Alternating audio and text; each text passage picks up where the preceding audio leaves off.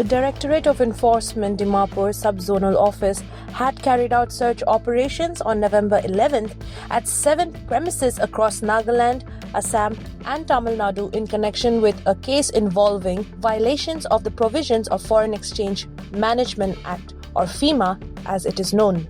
The case was based on the information against MS Imsong Global Suppliers Co., based in Nagaland, which claims to be engaged in the export of human hair to entities based in Tunisia and Italy.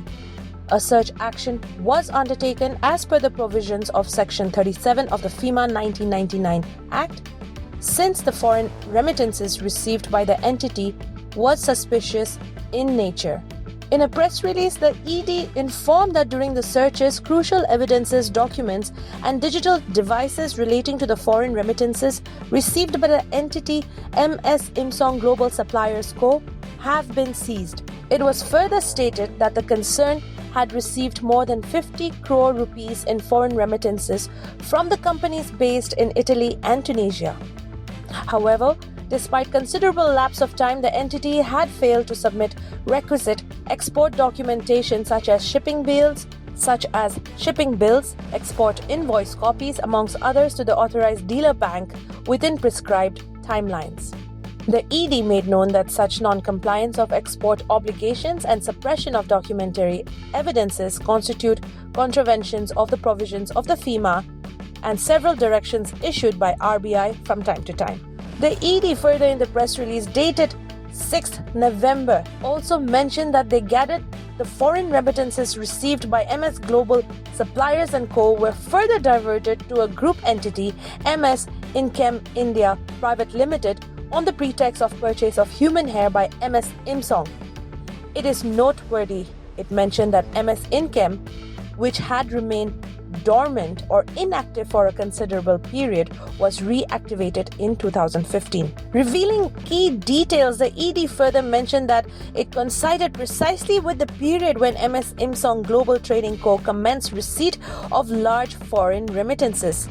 The funds received in the bank accounts of MS Inchem India Private Limited were further diverted to the entities based in Chennai, which are engaged in the trading of human hair, followed by immediate debit.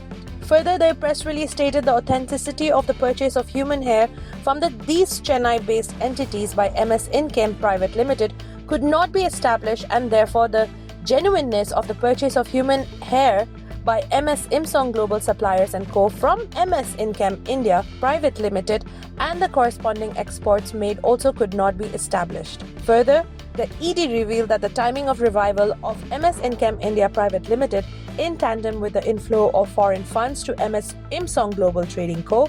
strongly suggests that the sole purpose of reviving MS Inchem India Private Limited was to provide a conduit for diversion of funds received in the guise of exports. One of the directors in the company of MS Inchem India Private Limited has also stated that he was not aware of the activities carried out by the company and is only getting the remuneration for lending his name as director in the company. Lastly, the ED mentioned that the searches resulted in seizing of crucial digital as well as documentary evidences, and further investigation is in progress. In regard to this, Nagaland News Network reached out to MS Imsong, the company accused of violating the FEMA 1999. We managed to get hold of Clement Imsong, the director of Inchem India Private Limited, who is also a family member of the accused company. In an official press statement that was given to us, it is mentioned that at this point, no formal accusations or charges have been filed against the company. It mentioned that for the record, they have submitted comprehensive end-to-end documentation covering every stage of their operations, from sourcing of raw hair materials to the final export process to the concerned authorities.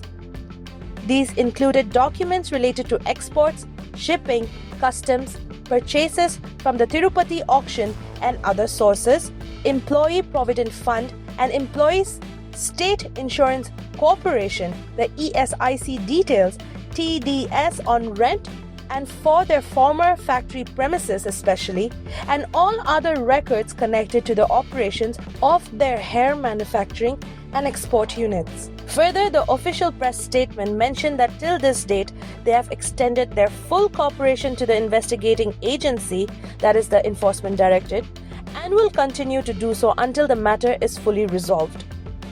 It is imperative to note that allegations do not constitute guilt, and guilt arises only when truth is established through evidence and due process, it further mentioned. Reiterating on their innocence, Clement Imsong, the director of Inchem India Private Limited, further added that true integrity demands restraint, patience, and respect for the process of truth-seeking. Until guilt is lawfully and conclusively proven, every individual remains innocent, not as a courtesy, but as a cornerstone of both moral integrity and the rule of law.